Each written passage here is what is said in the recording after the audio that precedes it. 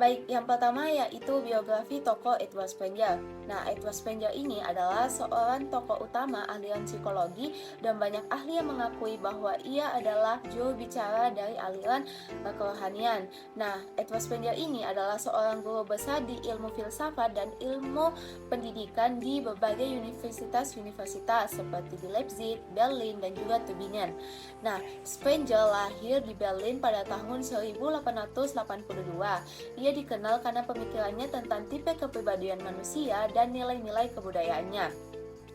Karya utamanya yang terkenal yaitu Types of Man yang mengenai tipe-tipe manusia.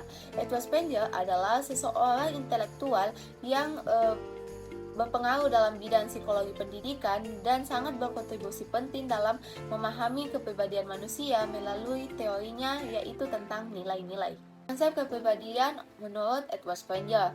Nah, teori kepribadian menurut Edward Spencer ini dikenal juga sebagai teori nilai, di mana teori tersebut mengidentifikasi 6 tipe kepribadian berdasarkan nilai dominan yang memotivasi individu. Nah, prinsip tipologi menurut Edward Spencer ini ialah corak dan sikap hidup individu yang ditentukan oleh nilai kebudayaannya yang tertentu yang lebih dominan. Nah, pokok pikiran Spencer mengenai kepribadian itu secara singkatnya adalah dalam tipe kepribadian manusia menurut Spencer dibedakan menjadi dua macam roh. Yang pertama, roh subjektif dan juga roh objektif. Nah, perlu diketahui bahwa roh subjektif itu adalah roh yang terdapat pada setiap individu atau masing-masing individu karena berkaitan erat dengan alam. Sedangkan roh objektif itu adalah roh seluruh umat manusia yang di dalamnya membicarakan yang berkaitan dengan hukum, kesusilaan, ataupun moralitas. Nah, ajaran tentang roh objektif ini biasanya disebut sebagai etika. Nah, hubungan antara kedua roh tersebut, roh subjektif dan objektif itu memiliki hubungan timbal balik, di mana setiap individu itu tidak bisa melepaskan diri dari pengaruh roh objektif karena setiap individu pasti menerima pengaruh ataupun mendapatkan pengaruh dari lingkungan sosialnya di mana dia hidup. Nah, sebaliknya, roh objektif juga tidak bisa terlepas dari pengaruh roh subjektif karena kebudayaannya telah diciptakan oleh individu tersebut dari abad ke abad. Struktur kepribadian menurut Edward Spencer. Nah, Spencer membagi 6 tipe macam kepribadian manusia berdasarkan nilai. Yang pertama yaitu tipe manusia teori, kedua tipe manusia ekonomi, ketiga tipe manusia estetis, keempat tipe manusia agama, dan kelima tipe manusia sosial, dan yang keenam yaitu tipe manusia kuasa. Nah, yang pertama kita bahas yaitu tipe manusia teori, di mana tipe teori ini memiliki dorongan yang besar untuk melakukan penelitian, mencari kebenaran, rasa ingin tahu, dan juga pandangan objektif tentang dirinya sendiri dan dunia luar. Nah, tingkah laku dasar yang mendasari teori ini adalah berpikir. Kemudian yang kedua, yaitu tipe manusia ekonomi, di mana tipe manusia ini dapat dilihat dari sifat-sifat individu yang mengejar kekayaan.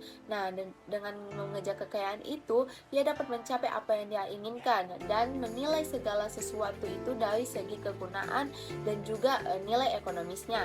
Nah, tingkah laku dasar yang mendasari tipe manusia ini yaitu adalah bekerja. Kemudian yang ketiga, yaitu tipe manusia estetis. Nah, jiwa orang yang bertipe ini adalah dipengaruhi oleh nilai-nilai keindahan. Yang paling berharga dalam pandangan mereka itu adalah segala sesuatu yang memiliki nilai seni. Jadi tingkah laku dasar pada tipe kepribadian manusia ini yaitu adalah menikmati keindahan. Selanjutnya yaitu tipe manusia agama. Nah, manusia yang tergolong dari tipe kepribadian ini, dia itu lebih mengutamakan nilai-nilai spiritual hubungannya dengan Tuhannya, di mana perilaku tersebut didasari oleh nilai keagamaan, nilai keimanan yang teguh, dan juga penyerahan diri kepada Tuhannya. Jadi, tentunya kalian tahu bahwa tingkah laku dasar yang mendasari tipe kepribadian ini yaitu memuja ataupun berbakti. Kemudian tipe manusia sosial. Nah, tipe manusia sosial ini lebih mengutamakan nilai sosial atau hubungannya dengan orang lain sebagai pola hidupnya dalam kehidupan sehari-hari. Nah, tipe individu ini senang bergaul, suka bekerja sama dalam menyelesaikan masalah, orangnya simpatik, orangnya baik, dan juga meninjau persoalan itu dari hubungan antar sesama manusia. Yang terakhir yaitu tipe manusia kuasa. Nah, tipe manusia ini memiliki sifat yang suka menguasai orang lain. Nilai terpenting bagi orang ini adalah politik. Jadi, sehingga cukup memiliki sebagai alasan jika ia sangat senang apabila dalam kesehariannya itu berbicara tentang politik. Jadi, itulah tadi mengenai struktur kepribadian oleh Sprenger, dia itu mendasari tipe kepribadian manusia berdasarkan nilai yang lebih dominan dalam menjalankan kehidupannya yang memotivasi individu tersebut. Kepribadian yang sehat dan kepribadian yang tidak sehat menurut teori Sprenger.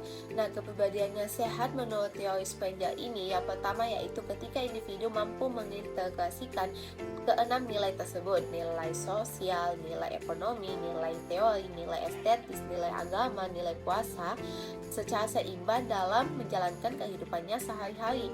Kemudian yang kedua, ketika individu mampu dalam beradaptasi ataupun menyesuaikan dirinya dalam tiap situasi yang berbeda. Dan yang ketiga, kepribadiannya sehat itu ketika dalam individu itu memiliki kesadaran sosial dan etika yang baik dalam menjalankan kehidupannya sehari-hari. Kemudian kepribadian yang tidak sehat. Jadi kepribadian yang tidak sehat menurut teori ini yaitu ketika terjadi masalah pada individu, mungkin masalah psikologisnya seperti gangguan kepribadian ataupun juga gangguan pada mentalnya. Contohnya seperti terjadinya kecemasan pada seseorang. Nah, itu merupakan gangguan psikologis yang ketika kepribadiannya tidak sehat. Yang kedua, yaitu ketika nilai-nilai tipe kepribadian mendominasi yang sangat kuat dibanding sehingga individu itu kurang mampu dalam mengintegrasikan nilai lainnya. Misalnya, tipe kepribadian manusia ekonomi, kan dia lebih senang dalam bekerja, tetapi nilai tersebut lebih mendominan pada dirinya sehingga misal kita tentukan nilai agama, dia itu lupa untuk beribadah, lupa untuk menjalankan kewajibannya sebagai umat muslim. Nah, begitu. Yang ketiga yaitu kepribadian yang tidak sehat menurut teori ini adalah ketika individu itu kesulitan dalam menyelesaikan diri sehingga ia tidak konsisten dan juga impulsif dalam tindakannya dalam mengambil keputusan setiap ada masalah yang ia ingin pecahkan. Nah, yang terakhir yaitu faktor-faktor yang mempengaruhi tipe kepribadian manusia menurut Edward Sprenger. Yang pertama yaitu faktor keluarga, di mana nilai-nilai yang ditanamkan pada keluarga dan orang tua itu tentunya memiliki dampak yang besar pada perkembangan kepribadian. Misalnya, sejak kecil kita sudah ditanamkan nilai untuk selalu berbuat baik kepada orang, menghormati orang. Nah, tentunya seiring dengan perkembangan kepribadian seseorang itu tertanam pada dirinya sebagai manusia sosial, yaitu menjalin hubungan yang baik dengan orang lain. Yang kedua yaitu pendidikan dan pengalaman hidup. Nah, tentunya dengan pendidikan dan pengalaman hidup setiap manusia itu, setiap individu itu dapat mempengaruhi individu bagaimana mereka menginternalisasi dan menghayati nilai-nilai pada tiap tipe-tipe kepribadiannya. Kemudian yang ketiga yaitu budaya dan lingkungan sosial. Nah, tentunya nilai budaya itu sangat berpengaruh penting dan juga norma-norma sangat berpengaruh penting dalam tipe kepribadian manusia. Hal itu dapat membentuk nilai-nilai pada diri individu.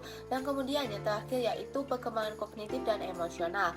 Nah, tentunya dengan kemampuan kognitif, dengan cara berpikir kritis, dan juga perasaan serta emosi dalam tiap individu itu juga dapat mempengaruhi bagaimana mereka menginternalisasi nilai-nilai dalam membuat keputusan ataupun dalam memecahkan masalah dalam kehidupannya sehari-hari.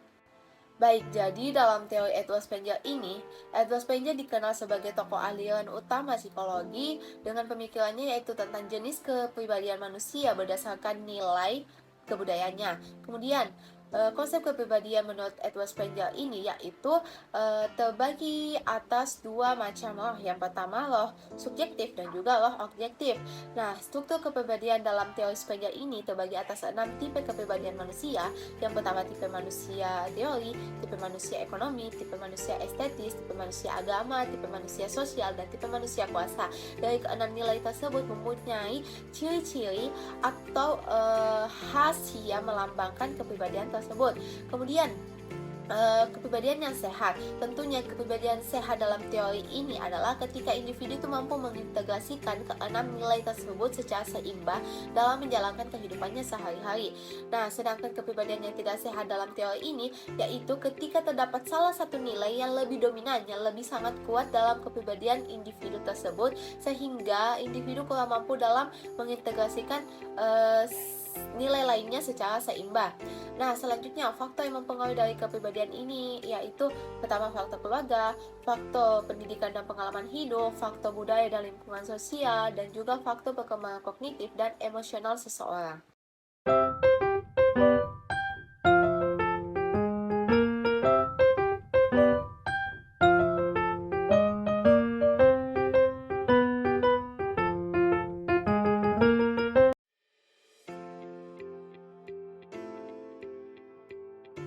Nah, pembahasan yang kedua yaitu teori psikoanalisis oleh Sigmund Freud.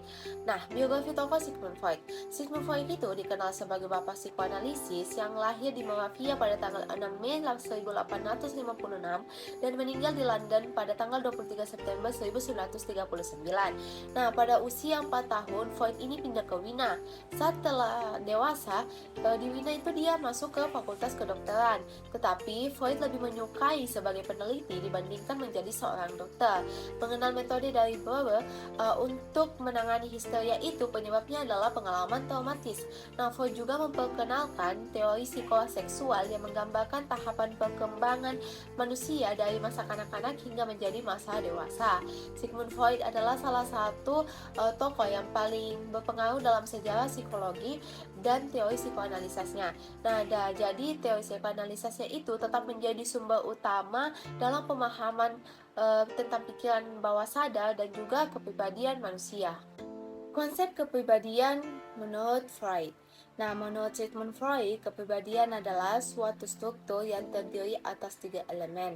Yang pertama id, yang kedua ego, dan yang ketiga adalah superego.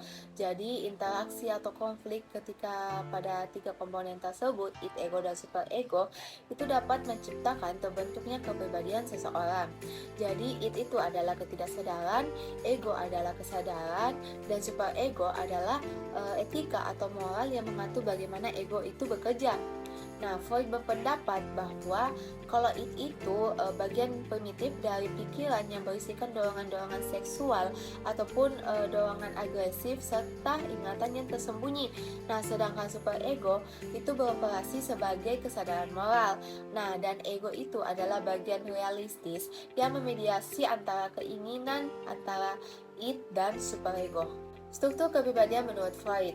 Jadi menurut Freud itu, kepribadian terdiri atas 3 sistem ataupun 3 aspek. Yang pertama das Es atau id, yaitu aspek biologis. Yang kedua yaitu das Ich atau ego, yaitu aspek psikologis. Yang ketiga das Über Ich, yaitu superego atau aspek dari sosiologis. Yang pertama kita bahas yaitu id. Id adalah komponen kepribadian yang sepenuhnya berada di alam bawah sadar yang berisikan naluri ataupun dorongan-dorongan kesenangan kita yang menggerakkannya. Jadi hal ini, id ini dimotivasi oleh kesenangan seperti makanan, air, minuman, dan juga bahkan seks. Oleh karena itu, id dikenalkan oleh prinsip kesenangan dan keinginan kita. Jadi jika tidak terpenuhi atau tidak terkendali, maka akan menimbulkan sebuah masalah dalam kehidupan seseorang. Contohnya, kita membayangkan seorang bayi. Ketika bayi itu lapar, menangis, dan menjerit. Nah, begitu bayi diberi botol, maka akan langsung tenang. Nah, hal itu dapat menunjukkan bahwa keinginan atau kebutuhan bayi itu akan makanan sudah terpenuhi. Akhirnya dia menjadi tenang. Nah, struktur yang kedua yaitu das Ich atau ego. Ego adalah komponen kepribadian yang sadar, di mana ia sebagai perantara antara id dan superego. Nah, ego itu dikendalikan oleh prinsip realitas yang bekerja untuk mencapai apa yang diinginkan oleh id dan kebutuhan dengan cara yang cepat dan tepat. Nah, contohnya sebuah kartun ketika terdapat di mana ada malaikat dan iblis yang berada di pundak sebelah kanan dan sebelah kiri. Nah, karakter yang mencoba memilih antara keputusan yang baik ataupun keputusan yang buruk. Nah, dalam hal ini id itu adalah sebagai iblis. Nah, dan superego itu sebagai malaikat. Jadi orang yang dipikulnya itu adalah ego. Kenapa disebut ego? Karena dia mewakili realitas dan menjadi mediator antara keduanya, antara id dan superego, antara iblis dan malaikat, antara keputusan baik dan juga antara keputusan yang tidak baik. Yang terakhir yaitu struktur kepribadian superego atau das über E. Nah, superego adalah komponen kepribadian yang berada di pikiran bawah sadar dan sadar. Superego ini sebagai pengontrol agar ego tidak dikendalikan sepenuhnya oleh id. Nah, jadi superego ini sebagai moralitas dan bisa sangat menuntut ataupun sangat ketat terhadap kita individu. Nah, contohnya seorang anak yang berumur 5 tahun, ia sangat menyukai makanan manis. Jadi saat ia dan ibunya pergi ke toko, dia meminta permen lollipop dan ibunya mengatakan tidak karena itu akan berpengaruh kepada kesehatan giginya. Nah, saat ibunya melakukan pembayaran, seorang anak ini mencuri permen lollipop tersebut dan memasukkan ke dalam sakunya. Nah, jadi seorang anak ini tahu bahwa yang dia lakukan itu, perilaku yang dilakukan itu, sikap yang dilakukan itu mencuri, itu salah. Tetapi dia sangat menginginkan permen lollipop tersebut. Maka dari itu, ketika ia meninggalkan toko, dia pulang ke rumahnya, seorang anak ini merasa tidak enak dan juga menangis karena rasa bersalahnya bahwa ia telah mencuri. Nah, selanjutnya yaitu kepribadian sehat dan kepribadian yang tidak sehat menurut teori psikoanalisis atau menurut Freud ini. Nah, kepribadian sehat menurut Freud ini yaitu ketika individu bergerak menurut pola perkembangannya secara ilmiah, seperti pada tahap oral, pada tahap anal, falik, laten, dan juga genital. Yang kedua, mampu mengatasi tekanan dan kecemasan dalam menjalankan kehidupannya. Yang ketiga yaitu seimbangnya fungsi dari superego terhadap id dan ego. Dan yang terakhir yaitu ketika individu dapat menyesuaikan keadaan dengan dorongan dan keinginannya.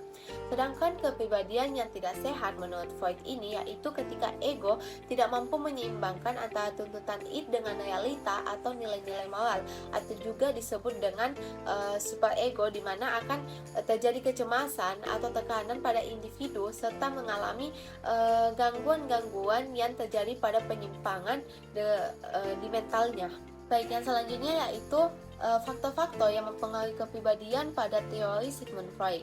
Nah, yang pertama itu tahap perkembangan psikoseksual, di mana Freud mengidentifikasi 5 tahap perkembangan psikoseksual ini sebagai periode penting dalam pembentukan kepribadian yang terdiri atas tahap oral, tahap anal, tahap falik, tahap laten, dan juga tahap genital.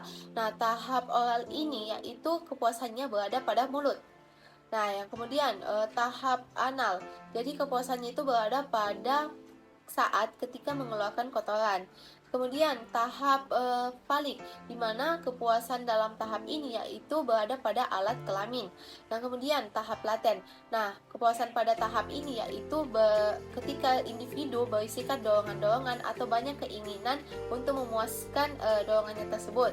Kemudian yang terakhir yaitu tahap genital, di mana kepuasan tahap genital ini yaitu ketika dorongan-dorongan tersebut sudah terpenuhi sehingga adanya kepuasan pada individu tersebut. Jadi perkembangan yang sukses pada tahap-tahap tersebut akan mempengaruhi bagaimana karakteristik kepribadian individu. Yang kedua, yaitu konflik dan resolusi.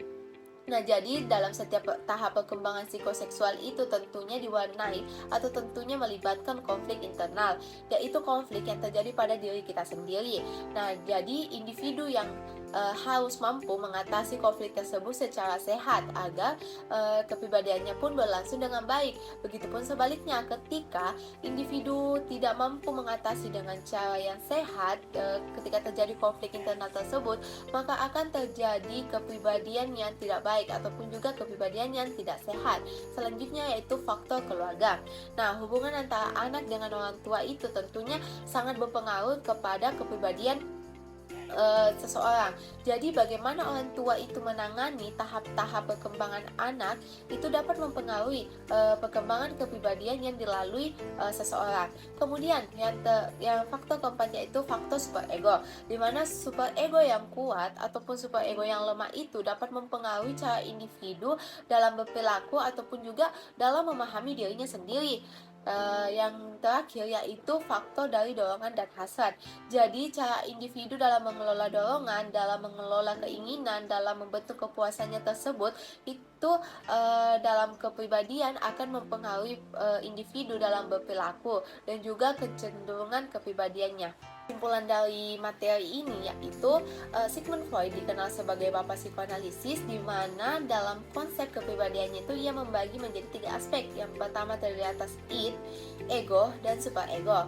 Nah, kepribadian yang sehat menurut Freud ini yaitu ketika manusia mampu menyeimbangkan antara id, ego, dan superego dan dapat menyesuaikan antara keinginannya dengan dorongan-dorongannya. Kemudian yang kedua yaitu kepribadian yang tidak sehat. Jadi tentu saja kepribadian yang tidak sehat dalam teori ini yaitu ketika antara id, ego, dan superego itu tidak seimbang. Jadi dapat menyebabkan kecemasan ataupun tekanan dan juga dapat menyebabkan gangguan pada mental individu. Dan kemudian faktor yang mempengaruhi dari teori ini yang pertama itu tahap perkembangan psikoseksual yang dimana dalamnya terdapat tahap oral, anal, falik, laten, dan juga genital, dimana dalam tahap-tahap tersebut semuanya masing-masing mempunyai kepuasan. Kemudian tahap konflik dan resolusi, dimana pada penyelesaian tahap-tahap tersebut tentunya terjadi konflik internal pada diri individu. Yang ketiga, faktor keluarga, faktor superego yang kuat ataupun superego yang lemah. Kemudian yang terakhir yaitu faktor dorongan dan hasrat.